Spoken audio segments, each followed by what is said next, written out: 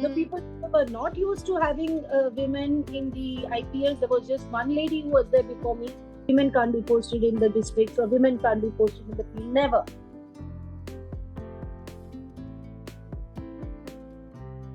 Hi everyone, welcome. Today I have someone very, very special with me, Kala Didi, who I call Girl Boss. She is an IPS officer, batch of 1994, initially allocated to TN cadre. And she has been an inspiration to me. She is someone I love and admire, and someone who has had a deep impact on me. So Kala Didi, my first question to you is that you as a top cop must have had a very interesting story of your learnings. Can you please share a little bit about your life story? Hi, Jyotika. Life story as in, like, what exactly? About how kind work, like anything, your Kala Didi as a person, Kala Didi as a cop, whatever comes to your mind.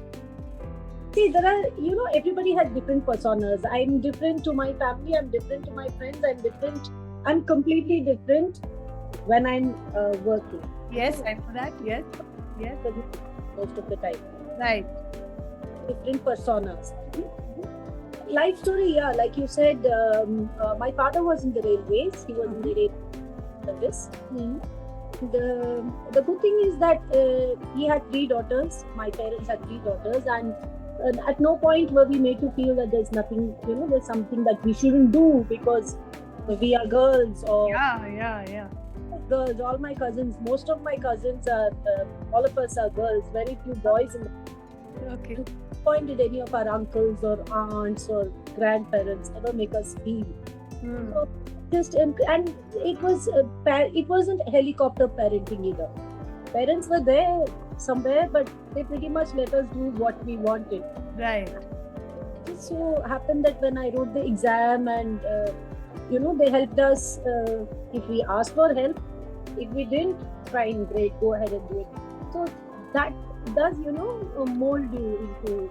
So my sister was a journalist. She was with the Hindu, and I joined the police. Before this, I was in the band as a police officer, and then I that wasn't really my cup of tea, and then I applied, and I just turned lucky, and I got into it. And this was your dream, or this was your parents' aspiration that you were trying to fill for them?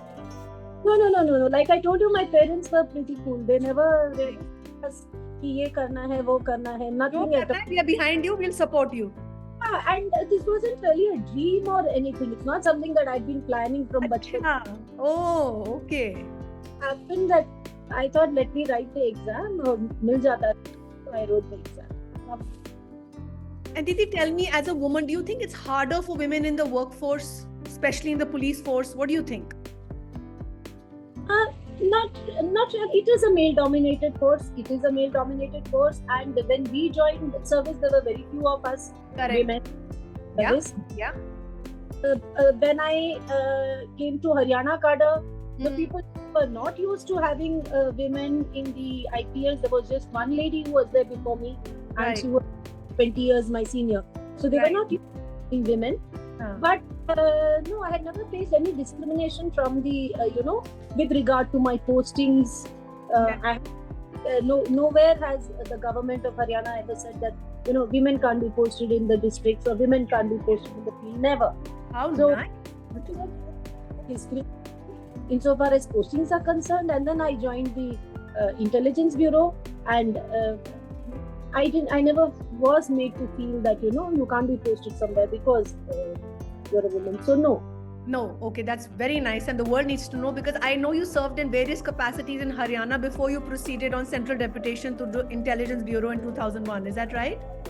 That's right. And then I headed the Northeast Police Academy in Meghalaya. That's called NEPA. That's right. Back to the cadre. I came back to Haryana. Correct. And you handled administrative crime against women, and you were posted at Prime Secretary also, and Gurugram's first woman top February 2022 also. The Commissioner of Police in Gurgaon. Okay. And it's just so interesting to know that you have not witnessed any kind of discrimination, but have you witnessed that, have women supported women more now, I mean, do you think there is that support? Like, women have to be women's cheerleaders. Do you think that's happening in the police force? Where women are rooting for each other and there for each other as far as their career is concerned? Is that there? Actually, I don't know about this, but in the police force, none of us, like I said, it's a male-dominated profession, and none felt that we are women or we are men or anything. So I have had men rooting for me. I have rooted for men. I have had women rooting for me. I have rooted. You support each other. Support each Your gender or your sex. That's or your amazing. Support each other. Wow. Required. So wonderful. Yes. This is so good to know. I mean, people need to know. And as a senior woman who's a police officer, what advice would you give to younger women who may be wanting to join the force? Any advice for them? Yeah, in the sense that a lot of misconceptions about the police is born out of what we. Most of our impressions are born out of what we see in the movies. Movies, correct, so correct. You have this one guy driving one woman driving a jeep and going and beating up 10 people. First of all, we don't do that. Right. Nobody is going to go single-handedly and go and tackle us. It's not what is made out in the movies at all. At all, yeah. Most of our job is, if there's a law and order problem, it's a team that works together. Investigation also, a single man may be the investigator, but he's helped by other people. So please don't go by, what you say. If the cop is a hero, he's like a Superman. If the cop is a villain, he's like beyond redemption. Right. It's not like that. It's pretty much like any other job. It is not unsafe.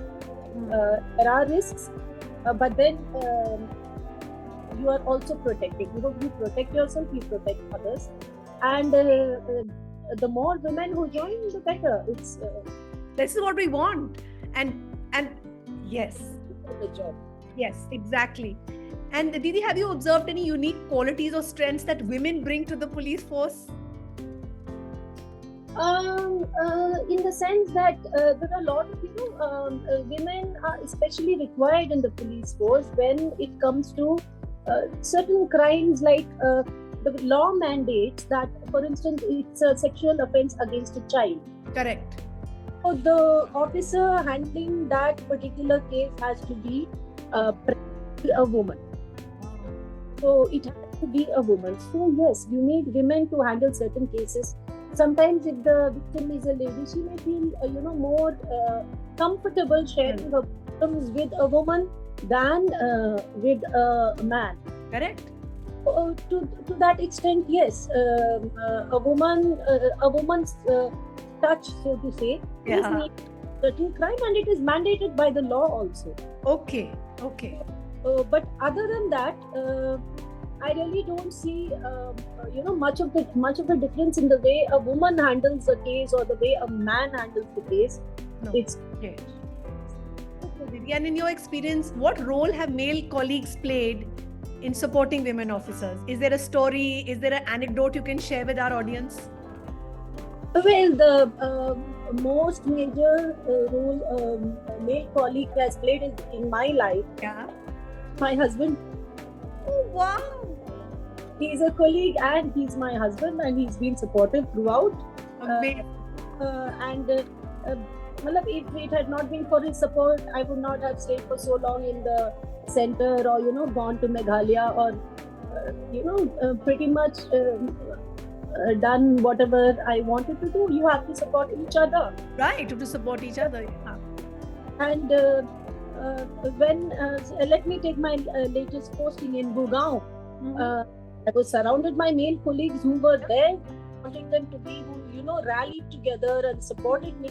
And each one of them was so dependable, and I'm so grateful to them for the support that they gave. They were there to cheer me up. Sometimes you feel a little. Yeah. No, you do feel a little worried about how it's going, but at no point did I ever feel that I was alone. I had this, and they were always together, whether it was a man or a woman, and they supported me throughout. I will let Navdeep Bhaiya know the wonderful words of appreciation that you shared for him. It's so nice. I do, take his advice. Hmm.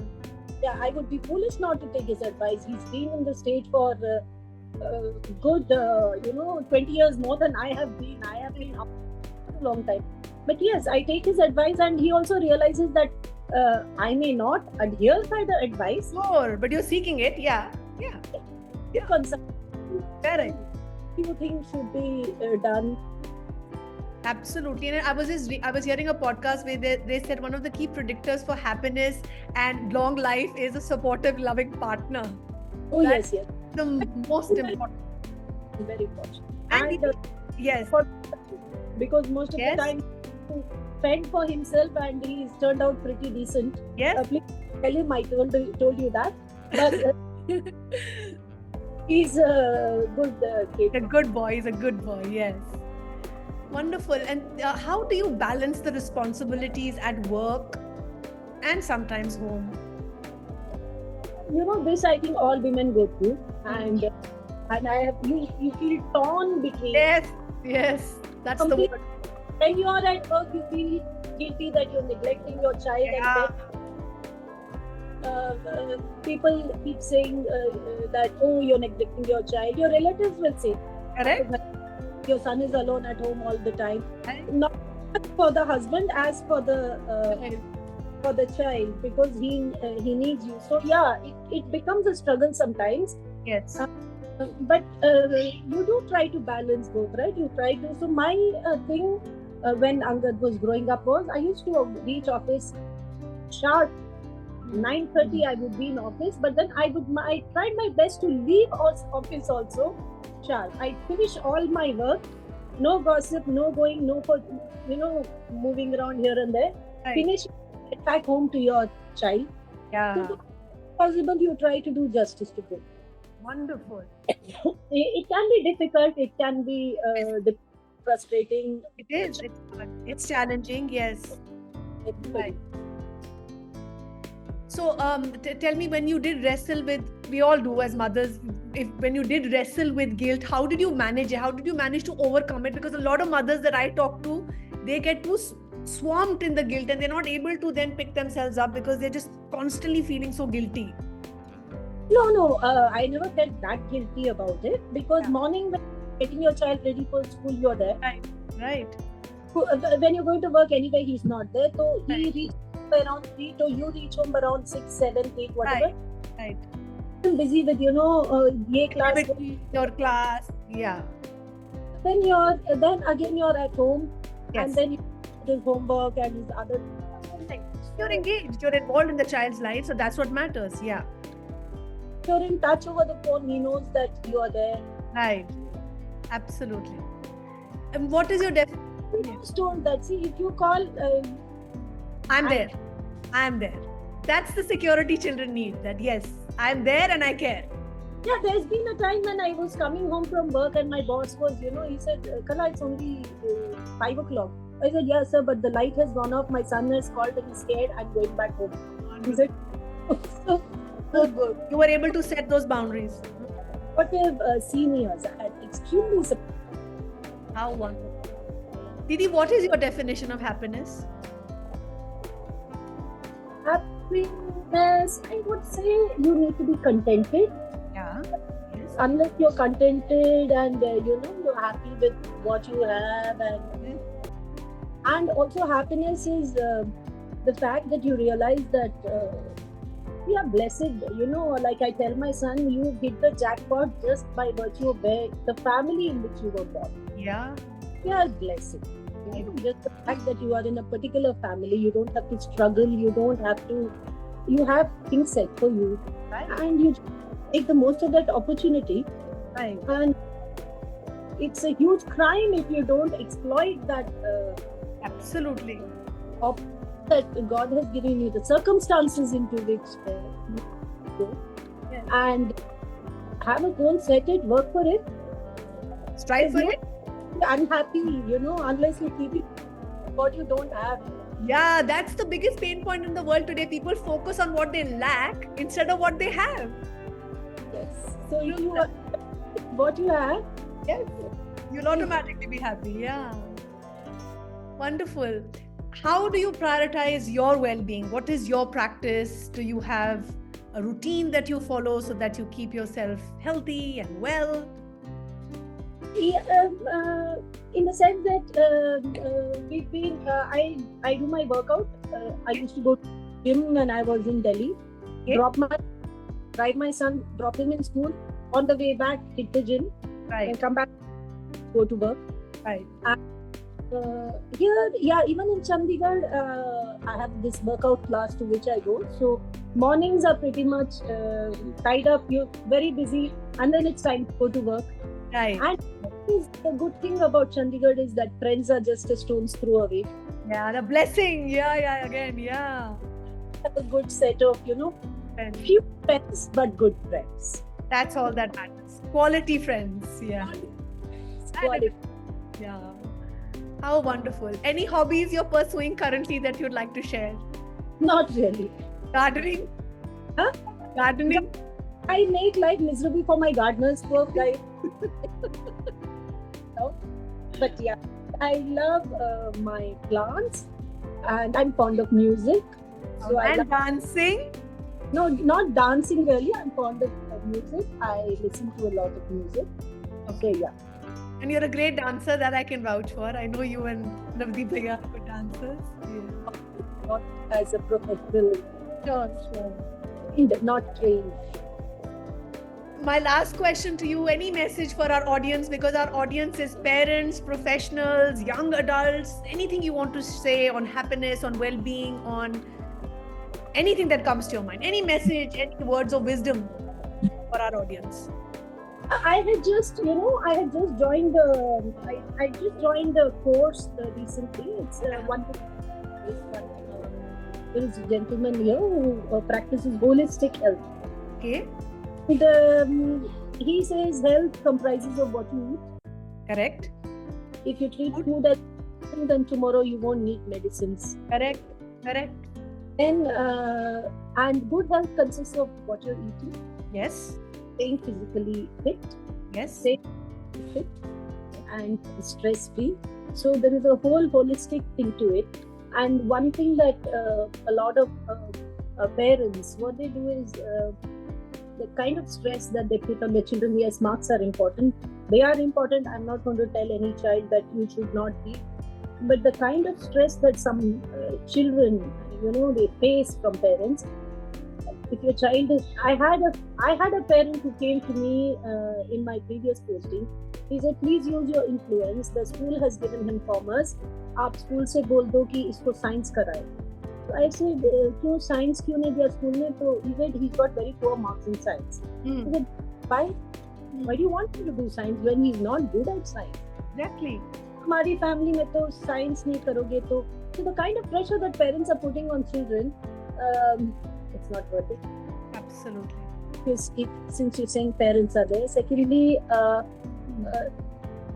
the sky's the limit. If you support your child and you tell him that I'm there for you. You have a right to talk to me. Don't do anything stupid. Yeah. And if the parent is happy, the children are going to be happy. They learn from the parent. Absolutely. Of giving them lectures is going to work. You have to show them by your Example. how you are living your life, how Yes. you are. That's how children learn. I agree with you. 100%. And this is what we do at Happiness is Love, where we help parents build skills so that we can lift each other higher, help each other, because there's no manual or guide that tells us how to be a good parent. Not at all. We're all learning, we're all falling, we are failing. Yes.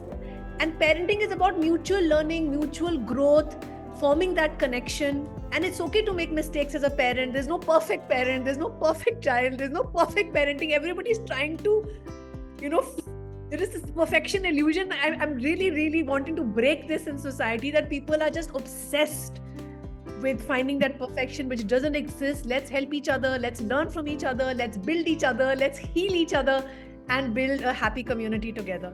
And thank you for being a part of our tribe. Thank you for always being there for me. I know that you have my back. I mean, I know Kala Didi is there, and I'll be fine. So I really appreciate you in my life. Thank you, Jyotika. Thank you so much. Thank you for today. Love you. Thank you.